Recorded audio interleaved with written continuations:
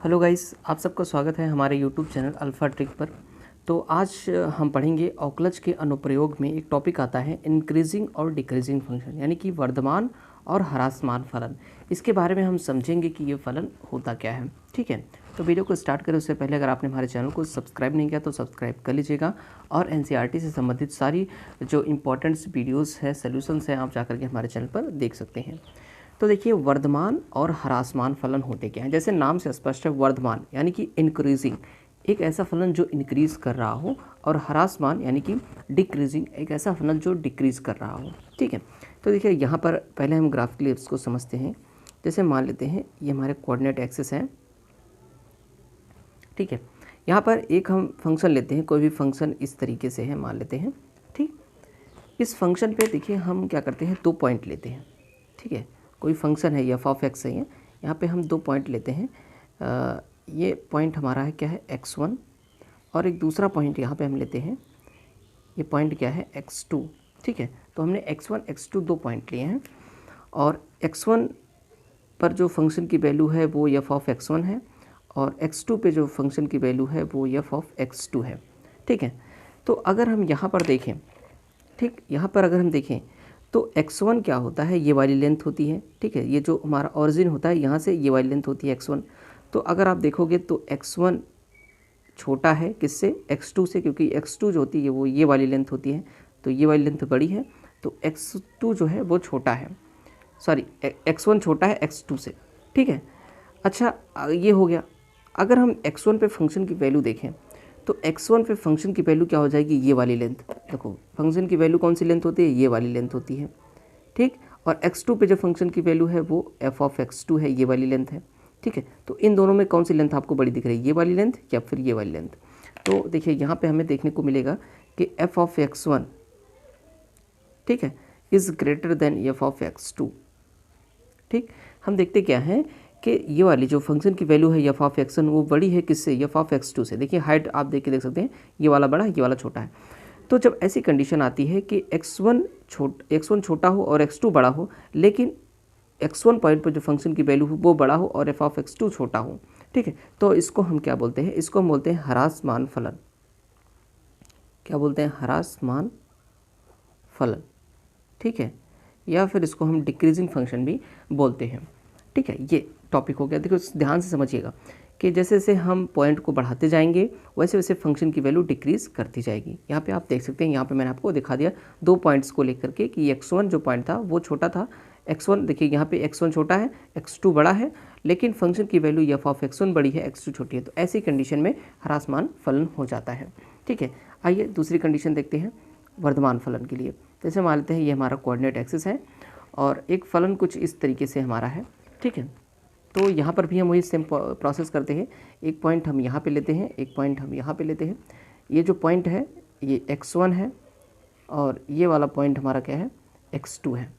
ठीक, x1 x2 हो गया, और x1 पे फंक्शन की वैल्यू क्या है, एफ ऑफ x1 है, x2 पे फंक्शन की वैल्यू क्या है, एफ ऑफ x2 है। तो यहाँ पे देखो x1 क्या है, छोटा है। ठीक है, x1 is less than x2। ठीक है, क्योंकि x2 जो होती है ये वाली पूरी लेंथ है और x1 क्या है, ये वाली लेंथ है। ठीक है, लेकिन अगर यहाँ पे हम फंक्शन की वैल्यू को कंपेयर करें तो x1 पे जो फंक्शन की वैल्यू है एफ ऑफ x1 उसकी हाइट देखिए छोटी है, और x2 पे जो फंक्शन की वैल्यू है एफ ऑफ x2 उसकी हाइट बड़ी है।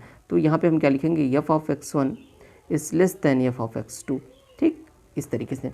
तो देखो यहाँ पे जैसे से पॉइंट बढ़ रहा है x1 की तरफ, x1 फिर x2 x3, इस तरीके से जैसे जैसे पॉइंट बढ़ता जाएगा वैसे वैसे फंक्शन की वैल्यू भी इंक्रीज़ करती जाएगी। तो इसलिए इसको हम क्या बोलते हैं, वर्धमान फलन या फिर इंक्रीजिंग फंक्शन बोलते हैं, वर्धमान फलन। ठीक है, ये क्या हो गया, वर्धमान फलन हो गया। ठीक है, ये 2 चीज़ें हो गई। अगर ये तो देखिए ह्रासमान और वर्धमान फलन किस तरीके से होते हैं वो मैंने आपको बता दिया। अब अगर हम देखें अचर फलन किस तरीके से होते हैं, एक कांस्टेंट फंक्शन किस तरीके से होता है, तो देखिए ये है, इसमें मैं 2 लाइन बनाऊंगा। यहाँ पे देखिए ये भी आपका क्या है, कांस्टेंट फंक्शन है। ठीक, और एक और मैं बनाता हूँ, पहले देखो इसको समझ लेते हैं। ये कांस्टेंट फलन होगा क्योंकि f of x is equal to c. अब देखिए यहाँ पे अगर आप डिफरेंट पॉइंट्स लेते हो, जैसे मान लेते हैं x1 पॉइंट मैंने यहाँ पे लिया और x2 पॉइंट मैंने यहाँ पे लिया, तो दोनों के लिए देखिए जो हाइट है फंक्शन की वो सेम है।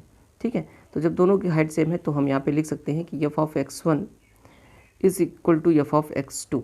ठीक है, यहाँ पे देखिए x1 जो है वो x2 से छोटा है। अगर हम देखें x1 जो है वो छोटा है x2 से, क्योंकि x2 बड़ी वाली होती है यहाँ तक। तो देखिए यहाँ पर क्या मिला, दोनों पॉइंट पे फंक्शन वैल्यू सेम आ रही है, तो हम कहेंगे कि ये क्या है, अचर फलन है। इसको हम बोलते हैं, क्या बोलते हैं, अचर फलन बोलते हैं, अचर फलन या कांस्टेंट फंक्शन बोलते हैं। ठीक है, तो इस तरीके से आप कांस्टेंट फंक्शन को समझ सकते हो। अब चाहे कांस्टेंट फंक्शन ऐसा हो या फिर ऐसा भी हो सकता है, मतलब जो भी जिस फंक्शन की वैल्यू सेम रहती है सभी पॉइंट्स पर इंटरवल में, तो उसको हम बोलते हैं अचर फलन।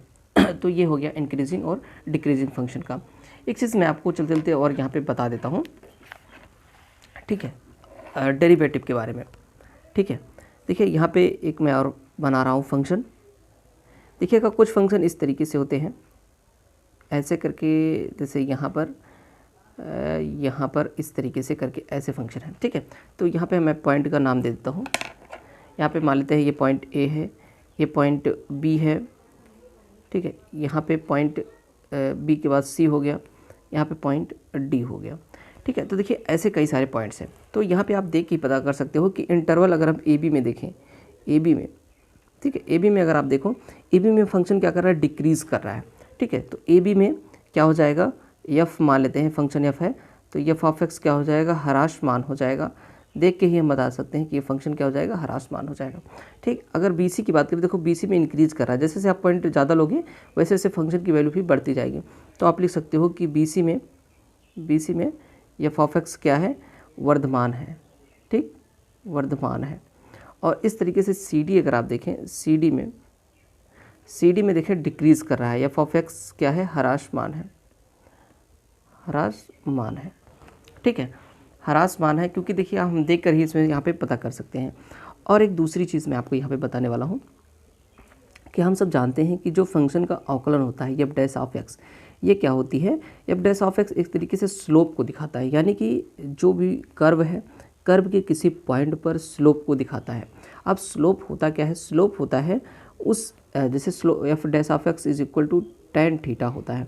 ठीक है, यानी कि जैसे यहाँ पर भी कोई पॉइंट हम लेते हैं, जैसे यहाँ पे मान लेते हैं कोई पॉइंट लेते हैं, तो इस पॉइंट पर जो टेंजेंट होगा, उसके एक्स एक्सिस से जो भी एंगल बनेगा, एक्स एक्सिस के पॉजिटिव डायरेक्शन से जो एंगल बनेगा उसका tan होता है ये थीटा।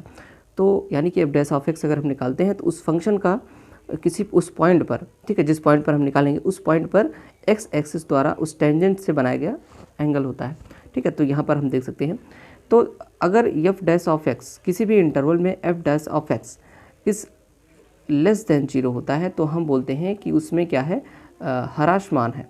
यानी कि अगर एफ डैश ऑफ एक्स क्या आएगा, नेगेटिव आएगा, ह्रासमान है, तो ह्रासमान हम बोलते हैं। और अगर एफ डैश ऑफ एक्स इस ग्रेटर देन 0 होता है तो हम उसको बोलते हैं कि वर्धमान है उस इंटरवल में। ठीक है, उस इंटरवल में क्या है, वो फंक्शन वर्धमान है।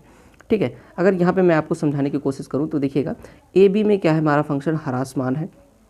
अच्छा, अगर हम इस पर डेरिवेटिव निकालते हैं किसी पॉइंट पर, तो उस पॉइंट पर जो टेंजेंट आएगा कुछ इस तरीके से आएगा। देखिएगा, ध्यान से देखिएगा, ये आएगा टेंजेंट। अब इस एंगल को अगर मैं आपसे पूछूं कि एक्स डायरेक्शन से जो एंगल है, आप बता सकते हैं कि ये 90 प्लस होगा।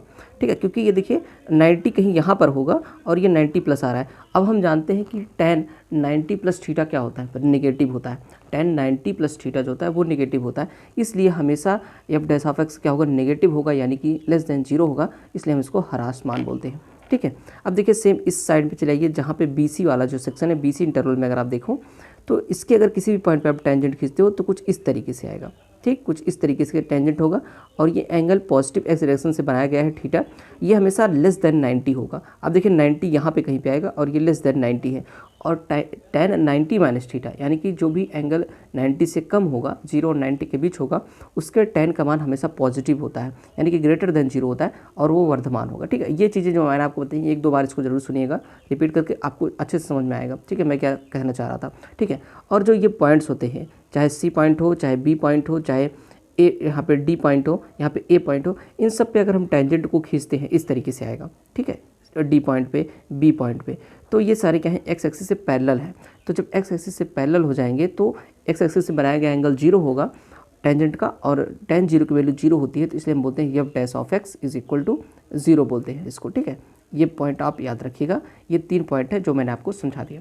तो ये इंक्रीजिंग डिक्रीजिंग फंक्शन है। इसके बाद हम इसके एक्सरसाइज को सॉल्व करेंगे। वीडियो पसंद आई तो लाइक करना, चैनल को सब्सक्राइब करना। Thanks for watching.